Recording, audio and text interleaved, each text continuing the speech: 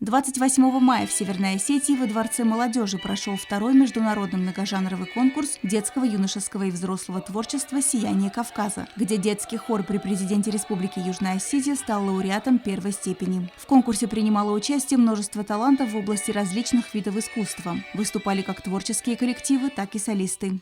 Приглашение получили не так давно, конечно, очень мало было времени для подготовки, но мы рискнули. Номинаций было очень много, участников тоже много, мы были 95-м завершающим номером. Для младшего состава нашего хора это был первый выезд, и выступили довольно-таки неплохо. Критерии оценки коллективов членами жюри были самыми разными. За оригинальность идей, за сохранение национальных традиций, за чувство стиля, за лучший костюм и многие другие.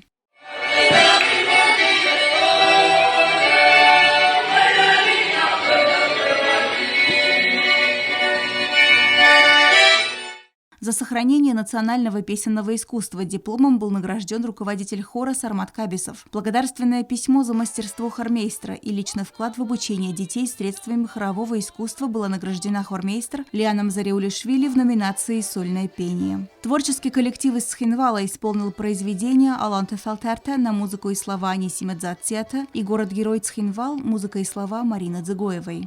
Оценивали абсолютно все, как внешне, мы в национальных костюмах были, рубашках, и оценивали артистизм, и вокальные данные, и слаженность хора. Итоги конкурса подводились среди номинаций хореография, балетмейстерская работа, импровизация, мюзикл, хоровое пение, вокал, инструментальный жанр, театр моды, театральный жанр. Оценивали участников фестиваля заслуженные артисты и заслуженные работники культуры, независимые эксперты, преподаватели среднего профессионального заведения и высших учебных заведений. Будем стараться почаще принимать в таких подобных фестивалях и конкурсах, пропагандировать свою остинскую национальную культуру.